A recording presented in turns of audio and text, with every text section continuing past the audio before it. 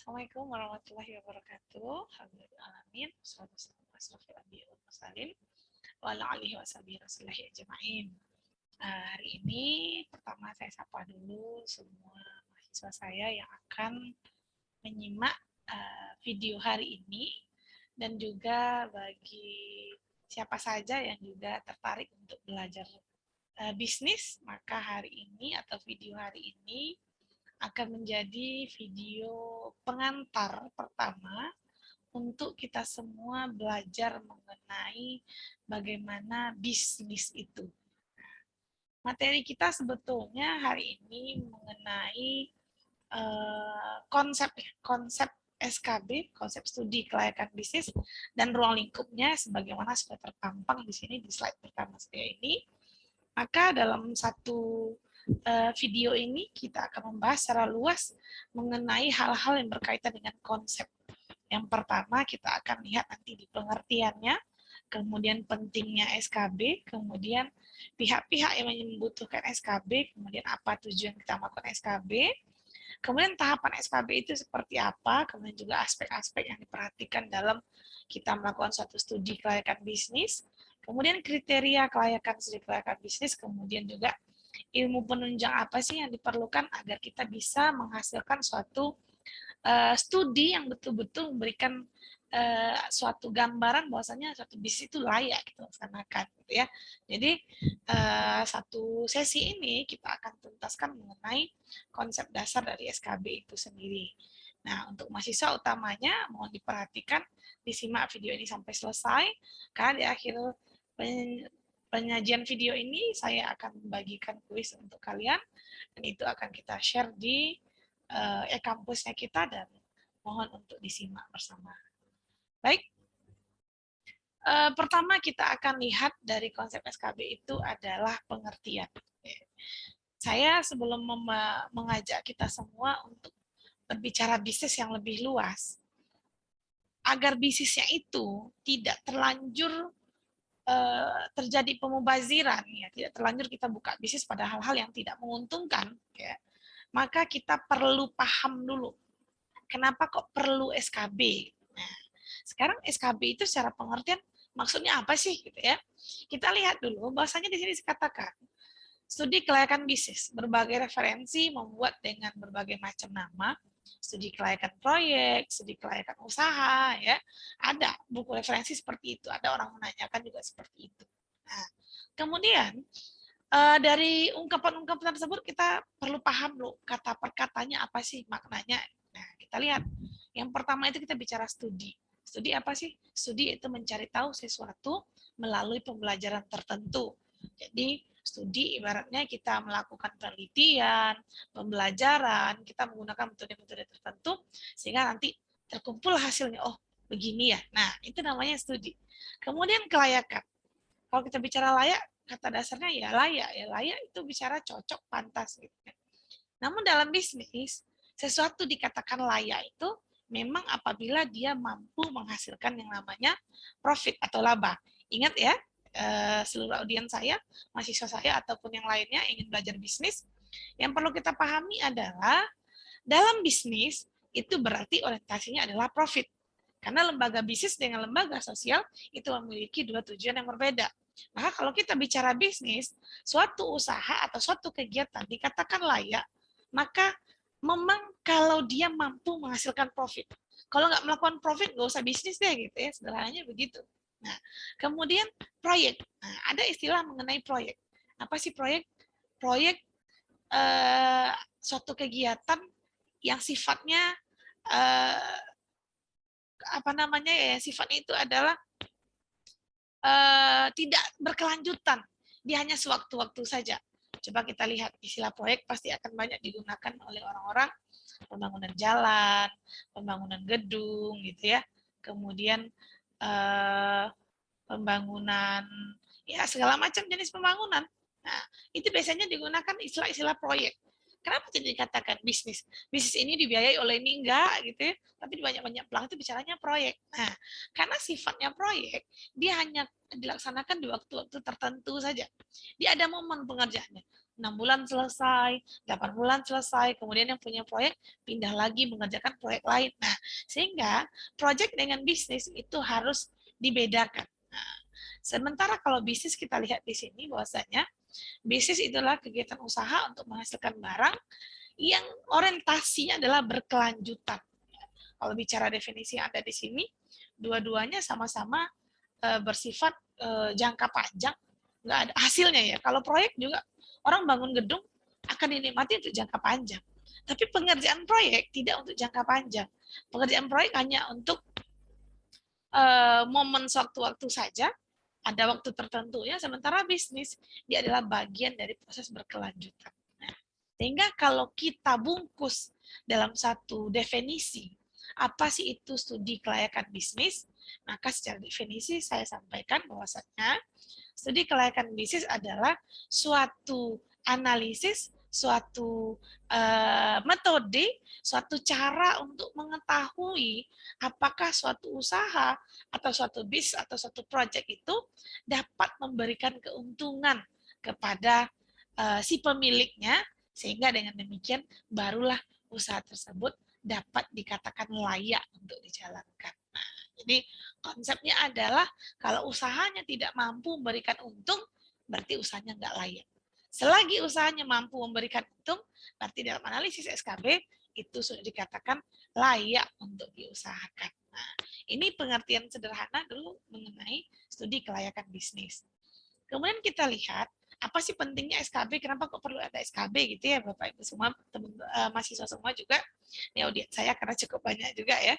Jadi untuk pentingnya SKB kita lihat bahwasanya agar tidak terjadi pemborosan penggunaan sumber daya dan sumber dana. Nah, ini dicatat. Kenapa saya katakan seperti itu? Banyak orang yang tiba-tiba nambah karyawan aja deh gitu ya. Saya butuh modal tambahan nih gitu. Tapi apakah betul-betul pada posisi bisnis dia hari itu dia butuh tambahan karyawan atau dia butuh tambahan dana? Belum tentu. Karena kenapa? Perlu dianalisis dulu. Saya contohkan misalnya, kita memiliki target penjualan ke depan kita itu adalah 1 miliar gitu ya. Kemudian ada alternatif-alternatif. Untuk bisa mencapai 1 miliar, otomatis penjualan kita tingkatkan dong. Untuk meningkatkan penjualan tentu boleh jadi yang akan kita kerahkan utama itu adalah marketing kita gitu ya. Karena mungkin dari sisi produksi kita bagus nih. Tapi dari segi pemasaran kita nih mau kita perbaiki gitu ya. Otomatis ada beberapa alternatif pilihan.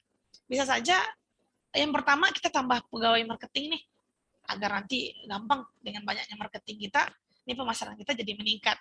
Boleh jadi, itu analisa pertama kita. Tapi ada analisa kedua, saya contohkan, misalnya gini, marketing kita sudah ada nih 2 orang, selama ini dia door to door, dia datang masing-masing.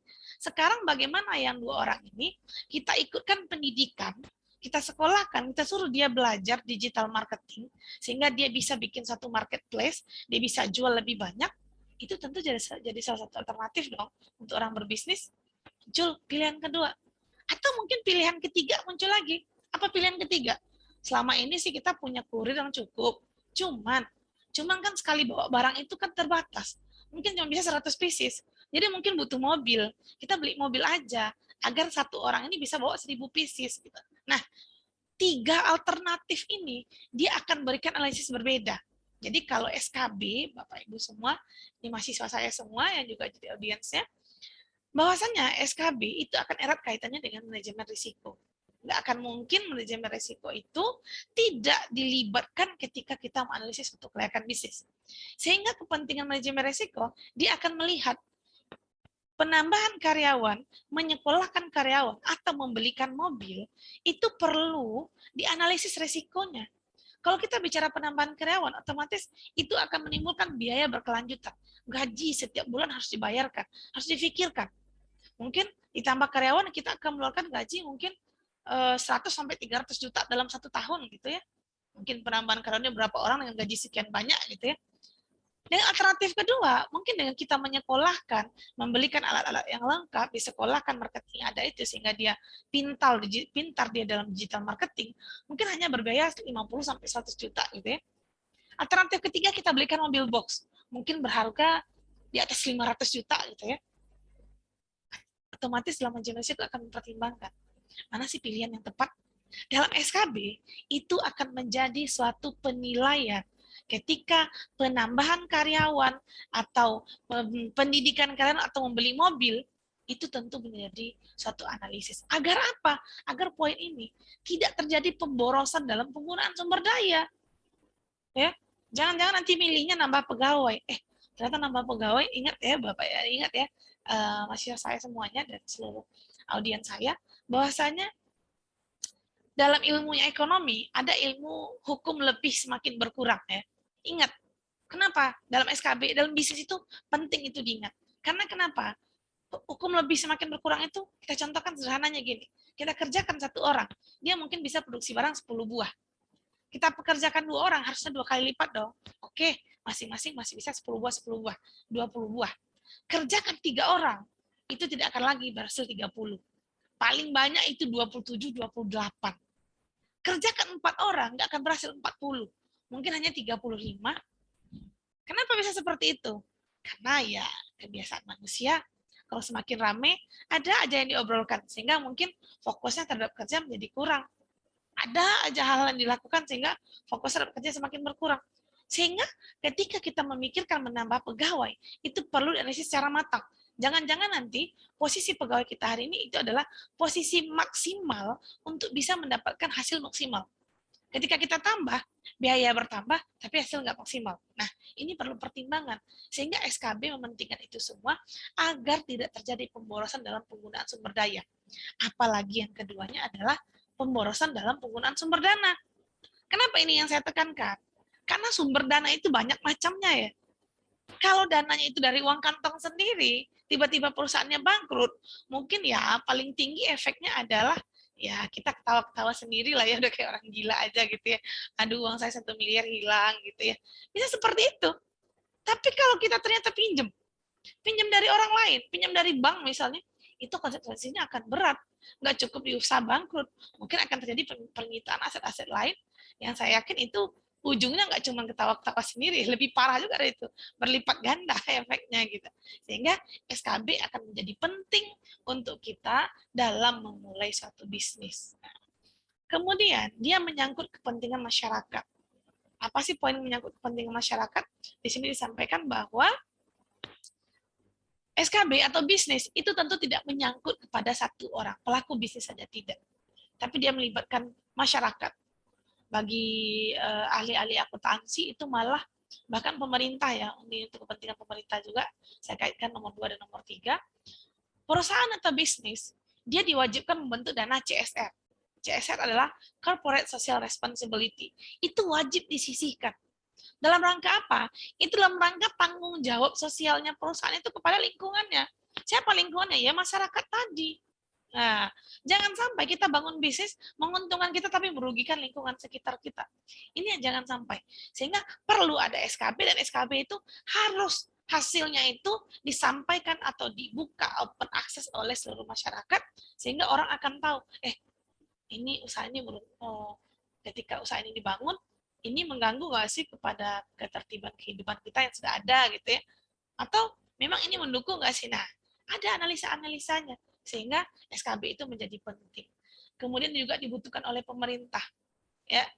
Artinya pemerintah dalam artian ini jangan mindsetnya dalam tanda kutip pajak-pajak terus ya. Karena ketika saya tanya dengan mahasiswa, untuk apa sih oleh pemerintah bisnis kita gitu ya? Pajak Bu gitu ya, dari beberapa pertemuan kita di pertemuan saya dengan kelas-kelas mahasiswa saya yang dahulu itu jawabnya bilang itu pajak ya. Mungkin mindsetnya adalah pajak, tapi tahukah kita pemerintah tidak akan bisa mengambil pajak kepada organisasi kita, kepada bisnis kita kalau pemerintah belum memberikan haknya kita. Apa haknya kita? Legalitas usaha dong. Kewajiban pemerintah memberikan legalitas usaha, maka setelah kewajiban dia dilaksanakan, maka dia mengambil haknya dalam bentuk pajak. Jadi jangan mikirnya pajak terus ya, legalitas usaha itu miliknya pemerintah. Kita nggak akan bisa berurusan dengan bank kalau nggak punya surat izin usaha, nomor induk berusaha, NPWP, segala macam nggak akan bisa kita berurusan dengan bank. Nah, kita juga akan bisa mungkin melakukan bisnis ekspor impor ke luar negeri sana kalau nggak ada legalitas dari pemerintah. Nah, jadi kepentingannya itu kita lihat dari dua sisi ya. Ada kewajiban bagi pemerintah untuk menyediakan legalitas, dan kewajiban bagi kita untuk membayar yang namanya pajak. Nah, ini penting SKB. Kalau kita lihat siapa saja sih yang memerlukan SKB. Jadi, apakah usaha saya kecil ini penting SKB? Kalau saya katakan penting, nggak usah seluruh usaha bikin SKB-nya. Perlu, ya. Tapi apakah semua aspek? Nah, nanti kita bahas. Ya. Sekarang pihak-pihak yang memerlukan SKB terlebih dahulu. Siapa saja? Pertama, investor. Investor itu tentu adalah pemilik modalnya kita. Sebagai satu bisnis, orientasinya adalah profit. Maka bagi investor, dia akan investasi kalau usaha yang dia investasikan tersebut memberikan untung. Di mana dia akan lihat dia akan beruntung atau tidak ketika investasi? Ya di SKB ini.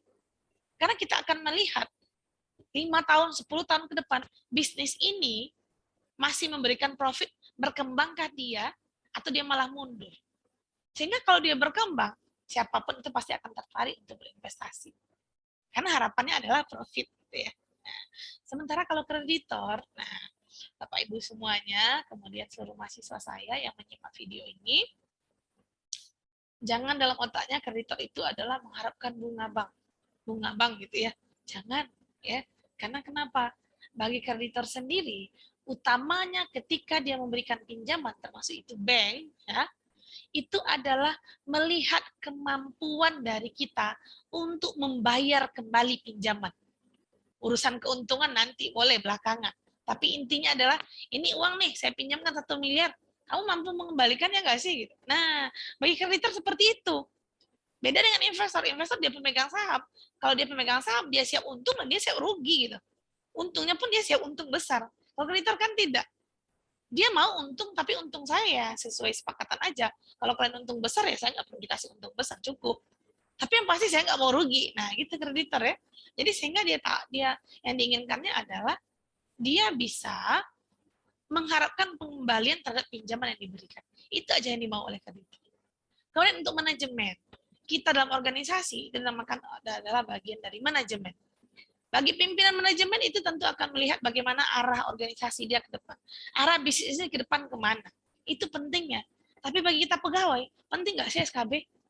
Dinotis. Penting bagi kita SKB itu. Kenapa? Karena kita nggak akan mungkin bekerja di satu perusahaan di posisi yang sama aja sampai kita tua nanti. Nggak mungkin. Kita perlu promosi, kita perlu kenaikan gaji. Disitulah pentingnya SKB ini. Ketika kita lihat perusahaan ini akan proses berkembang sampai 10 tahun ke depan dia akan menjadi besar, tentu peluang kita naik gaji besar dong. Ya, tentu kita peluang kita dipromosikan dalam jabatan kita besar dong. Nah, ini tuh matchingnya. Jadi manajemen juga penting SKB gitu. Manajemen itu top manajemen iya, kemudian kita yang di bawah ya middle management sampai ke low manajemennya itu ya penting buat kita. Untuk apa ya tadi itu? Kepentingan naik gaji kah? Kepentingan apa namanya?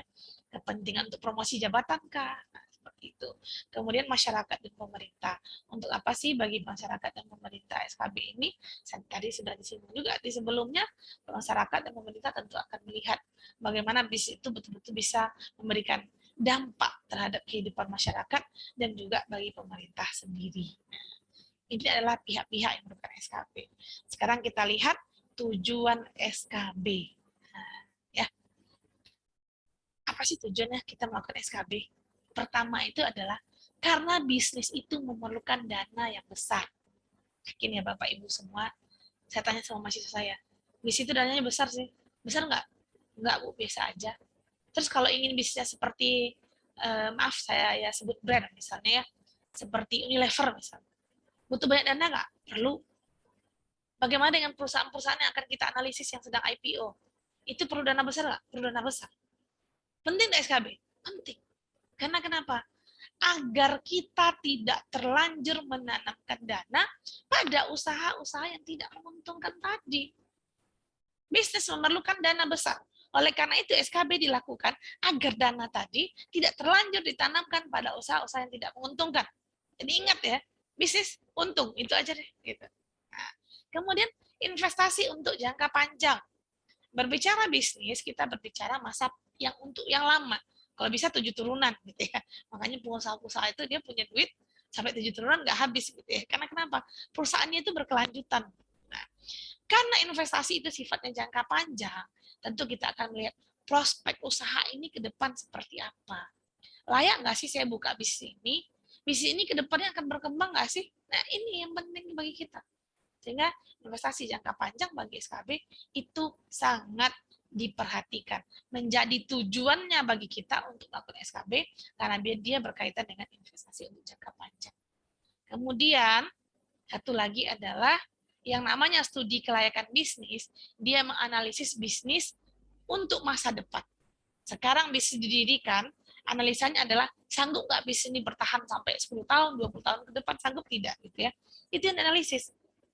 Sekarang pernyataannya yang ketiga ini adalah berkaitan dengan masa datang yang kita analisis tadi bahwasanya kita tidak memiliki kepastian terhadap masa datang tersebut. Nggak ada yang pasti di sana.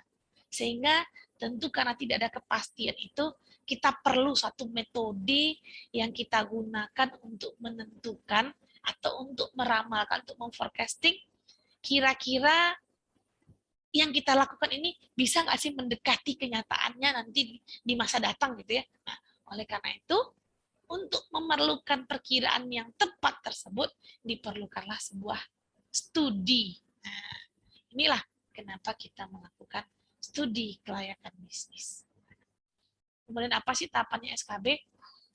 Kemarin secara tidak sengaja saya dalam satu forum ya ketemu dengan teman-teman nanya, karena saya juga punya konsultan bisnis ya.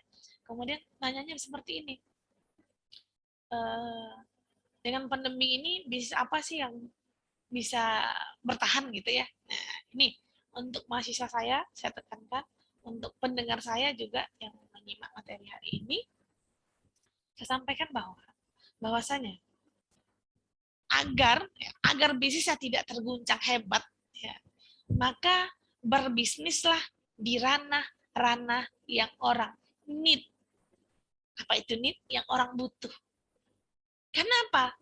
Bagaimanapun kesulitnya keadaan, ketika barang yang kita bisniskan itu adalah barang-barang kebutuhan orang, maka yakinlah orang akan berusaha membelinya atau orang akan menggunakan. Tapi kalau kita berbisnis sederhana ingin atau want, ya kalau orang ada uang orang mau beli, kalau orang nggak ada ya nggak mau. Orang nggak penting-penting banget, orang belum mengambil produknya kita gitu. Ya, itu kunci bisnis. Kemudian apakah salah kita berbisnis di ranah keinginan? Oh tidak juga. Ya, tentu keinginan orang sudah level-level kebutuhan kita ini kan sudah berbeda-beda. Lihat dulu pasar kita seperti apa. Di sini tahap-tahap SKB itu penting kita perhatikan. Yang pertama dulu, untuk bisa kita melakukan studi kelayakan usaha, harus ada ide. Kalau nggak ada ide bisnis, jangan bilang, saya melakukan SKB nih. Ya, nggak bisa. Kenapa nggak bisa? Idenya nggak ada, apa yang mau distudikan? Yang mau diteliti itu apa? Idenya nggak ada. Nah, maka dalam mencari ide, sarannya adalah harus sesuai dengan passionnya kita. Passionnya suka make up, maka berbisnislah di bidang kecantikan. Karena kenapa? Kalau terjadi trouble, kita akan dengan senang hati untuk terjun ke dalamnya. Kita akan all out untuk mengeluarkan semua kemampuan kita mengurus bisnis tersebut. Karena apa? Itu passionnya kita. Tapi kalau kita berbisnis, saya sukanya make up, terus tiba-tiba saya bisnisnya kuliner gitu ya. Gimana kira-kira ya? Kalau tiba-tiba gasnya habis, ya nggak pandai ganti gas. Nah ini kan lucu, karena passionnya nggak ada di situ. Maka mau berbisnis, bisnislah sesuai dengan passion. Agar apa? Agar kita mampu melibatkan diri dalam hal-hal teknisnya nanti. Nah, kemudian tahap keduanya apa?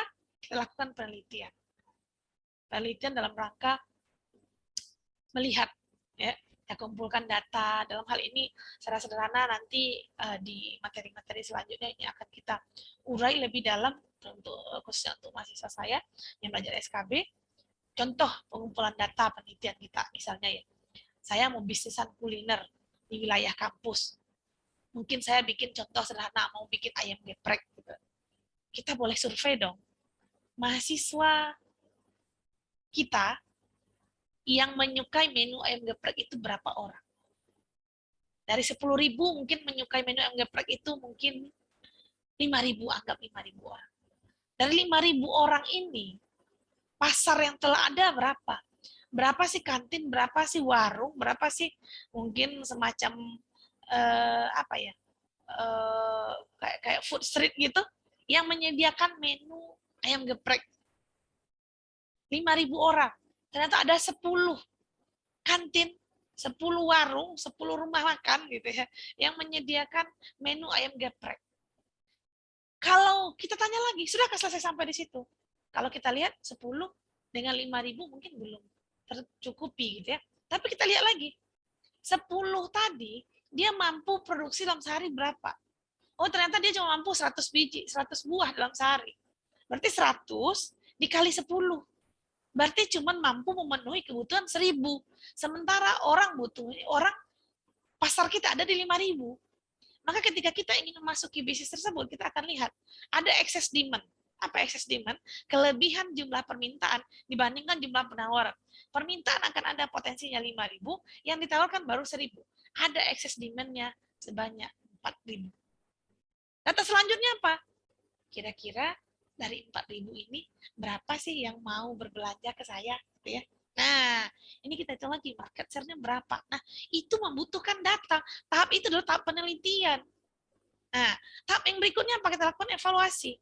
Ya, evaluasi dalam rangka apa? Kita akan melihat kesesuaian analisis kita, kesesuaian antara ide-ide, kesesuaian dengan passion kita.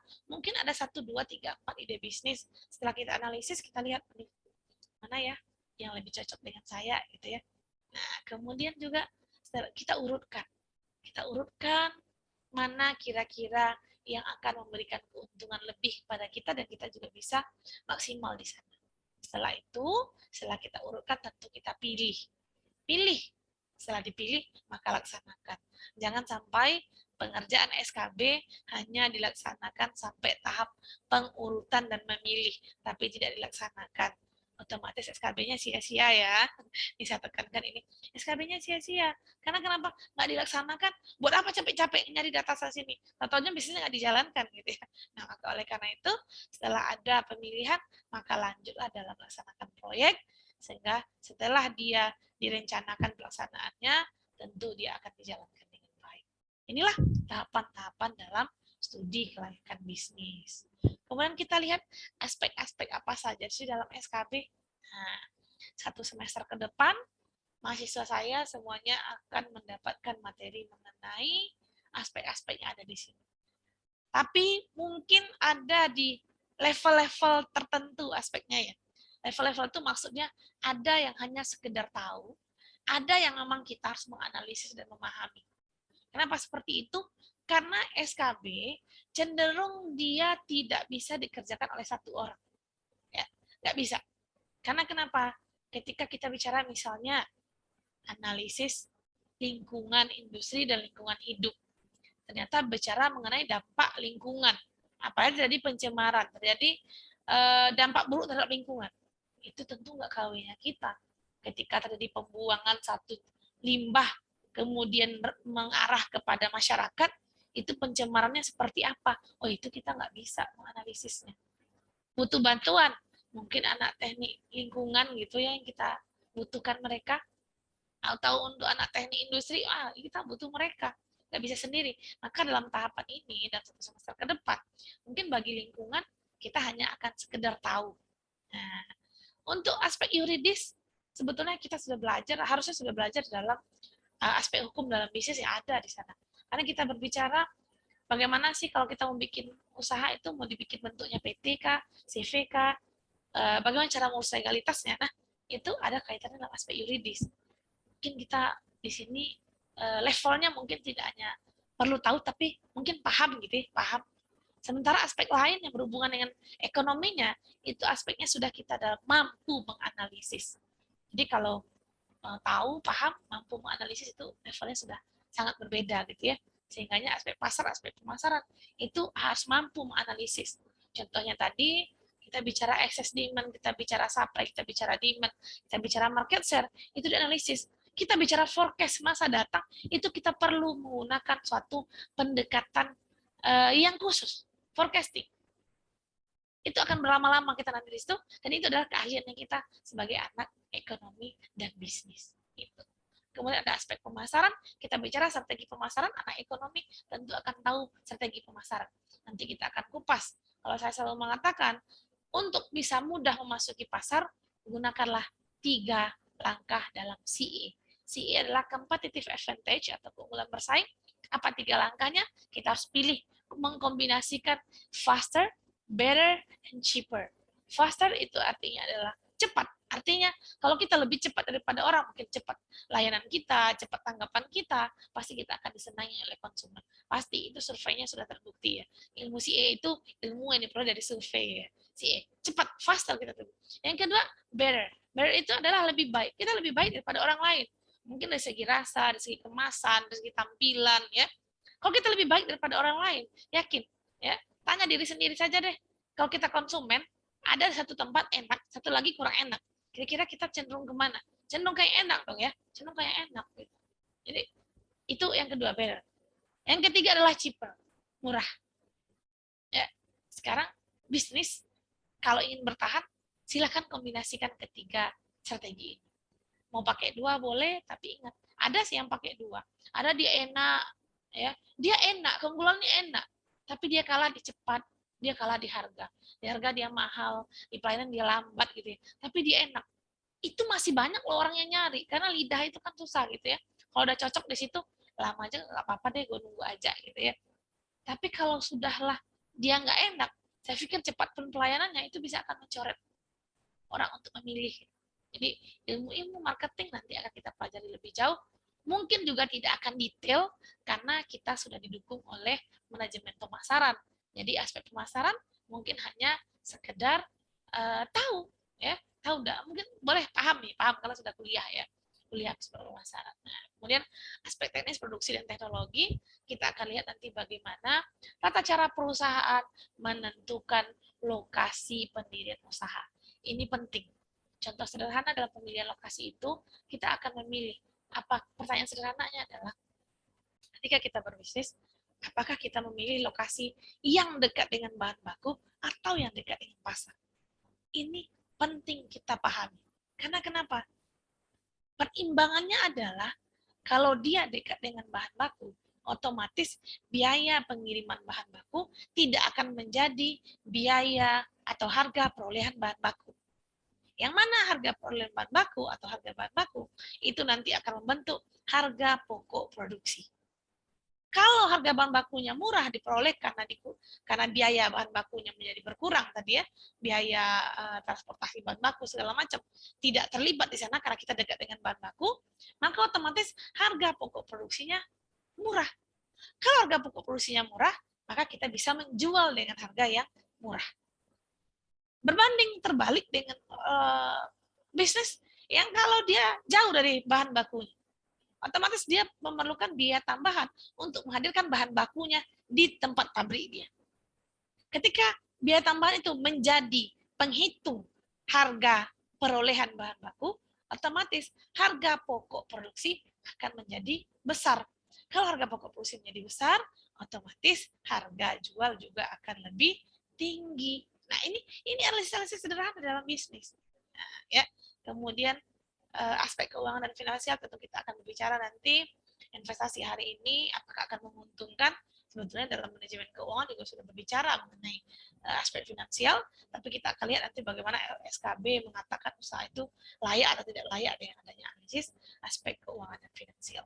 7 aspek ini akan kita urai dalam 1 semester ini.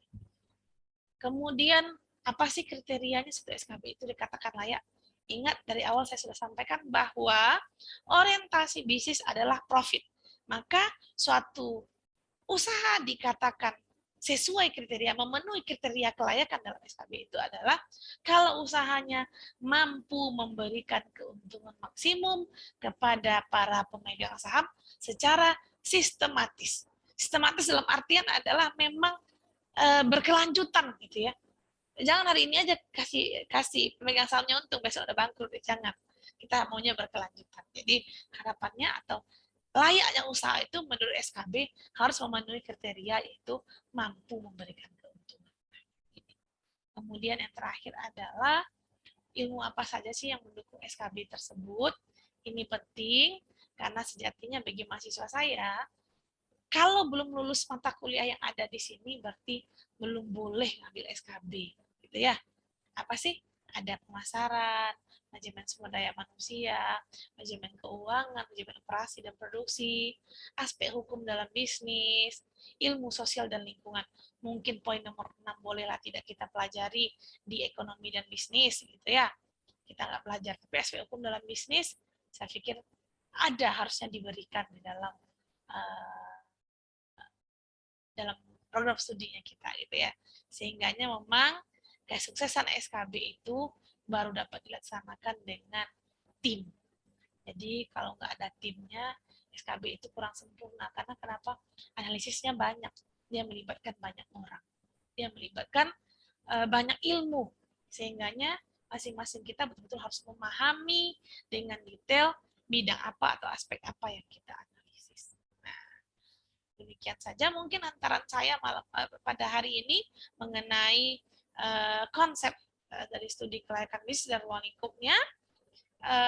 Untuk materi selanjutnya kita akan melihat masing-masing lebih dalam mengenai SKB itu sendiri.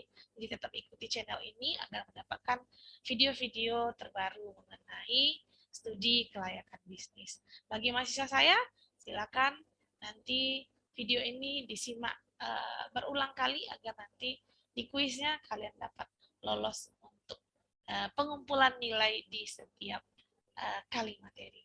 Demikian saja, saya tutup. Assalamualaikum warahmatullahi wabarakatuh.